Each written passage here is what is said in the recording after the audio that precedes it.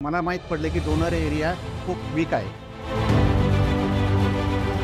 जरी तुमचा डोनर कमी असला, म्हणजे क्वांटिटी जरी कमी असली, तर क्वालिटी जर का तुमच्याकडे छान असेल, तर तुम्ही नक्कीच पेशंटला चांगला रिझल्ट देऊ शकता. ग्रेड 6 आणि ग्रेड 7मध्ये मला वाटतं की खूप कौशल्याची गरज आहे. खूप चांगलं ट्रीटमेंट आणि खूप व्यवस्थित सर्जरी व्हायला हवी. मी यावेळी 2012ला पण ट्रान्सफर केलं होतं. फर्स्ट आता माझी सेकंड टाईम आहे. पण मला एवढा स्टाफ खूप चांगला भेटला. खूप छान, म्हणजे टीमच खूप छान आहे.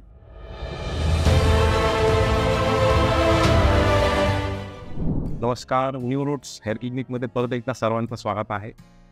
आज आपल्यासोबत एक केस स्टडी आहे की जे पेशंट्स हेअर ट्रान्सप्लांटसाठी करण्यासाठी इच्छुक असतात, पण डोनर कमी असल्यामुळे किंवा अभाव असल्यामुळे बऱ्याच वेळेस डॉक्टरांकडून नकार येतो आणि निराश होऊन मग ते तसंच प्रयत्न करत असतात, काय होईल का, टेक्निक नवीन येईल का विचारत राहतात. पण बऱ्याच वेळेस जरी तुमचा डोनर कमी असला, म्हणजे क्वांटिटी जरी कमी असली, तर क्वालिटी जर का तुमच्याकडे छान असेल, तर तुम्ही नक्कीच पेशंटला चांगला रिझल्ट देऊ शकता, की जेणेकरून कमीत कमी बाळलेस तरी त्यांचा निर्णय जाईल.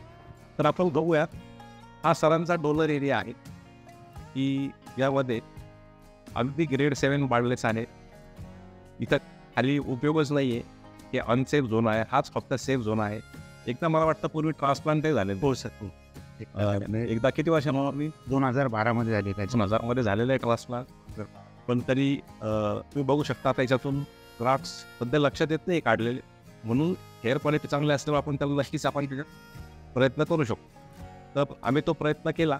हे त्यांचे बिफोरचे पिक्स आहेत, हे पूर्वीचे काही रिझल्ट्स आहेत ठीक आहेत त्यांच्या डोनरप्रमाणे. पण आता परत नॉर्मल रिसीड झालेला आहे. इकडनं टेम्पल केलेलं आहे, तर विरळपणा आलेला आहे. तर निश्चितच पेशंटला वाटतं की आपण अजून त्यात अपग्रेड व्हावं. तर की अशी डेन्सिटीमध्ये आपण असा एम केला की डेन्सिटी चांगली द्यावी, जास्तीत जास्त कव्हरेज द्यावा, असा आमचा प्रयत्न आहे. तर 40 एजमध्ये आपण त्यांचे जवळजवळ 5000 ग्राफ्ट्स एक्स्ट्रॅक्ट केलेले आहेत. तुम्ही बघू शकता. डेन्सिटी पण खूप व्यवस्थित अरेंज केलेली आहे. ग्राफ्ट्स सिलेक्टिव्ह पद्धतीने काढलेले आहेत की ज्यामध्ये 2 हेअर 3 हेअर असे ग्राफ्ट्स देखील असे टेम्पल्स पण क्रिएट केलेले आहेत. बियर्डमधून ग्राफ्ट्स घेतलेले आहेत थराचे आपण, आणि एकाच दिवसात एकदम व्यवस्थितपणे अशी सर्जरी पार पाडलेली आहे. तर बघू शकता तुम्ही, हे बियर्डमधून इथून आपण घेतलेलं आहे. बियर्डची क्वालिटी खूप छान आहे, म्हणजे खूप चांगली आहे बियर्डची क्वालिटी. तर जवळपास थोडंसं कमी डेन्सिटीमध्ये कव्हर करण्याचा प्रयत्न केला आहे. म्हणजे हेअर तुमचे असे तर कव्हर होतील, 100% पूर्ण तर कव्हर नाही होणार. पण 40 एज आहे, खूप वय नाही आहे सरांचं, अजून मिडल एज आहे. तर हेअर ट्रान्सप्लांटमध्ये ग्रेड 7मध्ये अशा पद्धतीने आपण सर्जरी प्लॅन करू शकतो की ज्यामध्ये तुमच्याकडे कमी डोनरमध्ये कसं काम करायचं. तर ह्यासाठी काय आहे की आवश्यक तुम्हाला तुमचं जेव्हा एक्स्ट्रॅक्शन होतं तेव्हा खूप एक्सपर्ट आणि एक्सपिरियन्स असलेला व्यक्तीच हे काम करू शकतो. आपले तुम्ही जर सगळेच रिझल्ट बघाल ग्रेड 6चे ग्रेड 7चे, तर आम्ही ह्याच गोष्टींवर फार महत्त्व देतो की ग्राफ्ट कसं काढायचं. ग्राफ्ट तुमचं जर का विदाऊट डॅमेज तुम्ही जर काढला, कमी जरी ग्राफ्ट असले, चांगले जरी ग्राफ्ट तुम्ही निवडले, तर निश्चितच तुम्हाला खूप चांगला हेअर ट्रान्सप्लांट रिझल्ट येतो. तर त्या पद्धतीने आपण मॅनेज केलेलं आहे. एक्झिस्टिंग हेअर जे होते ट्रान्सप्लांटचे ते पण प्रिझर्व केलेले आहेत, त्यालासुद्धा कुठला डॅमेज न होऊ देता ते पण राहतील. त्यांच्यामध्ये पण आपण ग्राफ्ट्स इम्प्लांट केलेले आहेत. ते सगळं बघून प्लॅन करून व्यवस्थित सर्जरी केलेली, खूप चांगला रिझल्ट येणार आहे. DST ब्लॉकर, फिनास्ट्राईडसुद्धा घ्यायला लावणार आहे आम्ही पेशंटला, वर्ष 2 वर्ष 3 वर्ष, त्यामुळे तो रिझल्ट पण चांगला टिकेल. तर अशा पद्धतीने ग्रेड 6 आणि ग्रेड 7मध्ये मला वाटतं की खूप कौशल्याची गरज आहे. खूप चांगलं ट्रीटमेंट आणि खूप व्यवस्थित सर्जरी व्हायला हवी. तर हे याचं एक उदाहरण आहे. तर तुम्ही बघाल आमच्या यूट्यूब चॅनलवर, तर ग्रेड 6 आणि ग्रेड 7चे पारदर्शकतेपणे त्यात काही चेंज न करता आहे तसे रिझल्ट दाखवलेले. तर त्या अपेक्षेने तुम्ही रिझल्ट म्हणजे अपेक्षा करू शकता. खूप डेन्सिटी हाय पूर्वीसारखी हेअरलाईन असं तर निश्चितपणे नाही देऊ शकत. पण नक्कीच तुमचा बाळलेस जरी निघून गेला, तुमचा बाळलेस जरी कव्हर झाला, तरी ते पेशंटसाठी खूप पुरेसं असतं. त्यांच्या लुकसाठी वरतून बघितल्यावर, साईडने बघितल्यावर, समोरून बघितल्यावर एक चांगला एक पर्सनॅलिटीला एक तो लुक जो शोभणारा असतो, तो नक्कीच आपण देण्याचा प्रयत्न करतो. आपण पेशंटचा एक अनुभव जाणून घेऊया की त्यांनी इथंच का सर्जरी करण्याचा निवड घेतला, इथंच का त्यांनी ठरवलं की ह्याच ठिकाणी का सर्जरी करायची. आपण 2 मिनिटात सरांचाही आपण एक त्यांचं मत जाणून घेऊया. नमस्कार. मी प्रथम न्यूरोप्स क्लिनिक संभाजीनगर येथे आलो.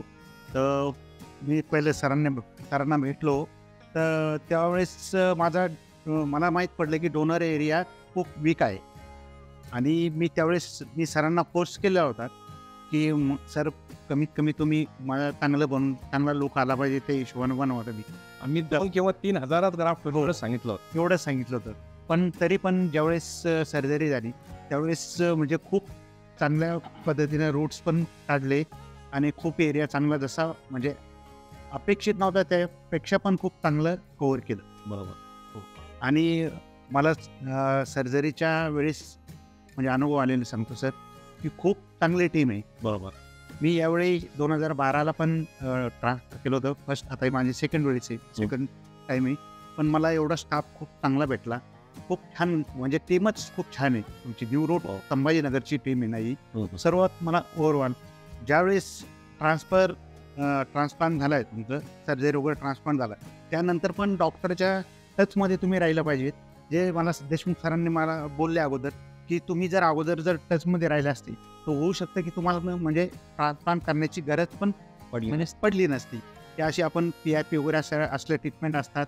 म्हणजे आपण डॉक्टरांचा सल्ला घेतला पाहिजे. वगैरे असं नाही आहे की आपण एक वेळेस ट्रान्सप्लांट झालाय की डायरेक्टच आपण हॉस्पिटल बघायचंच नाही.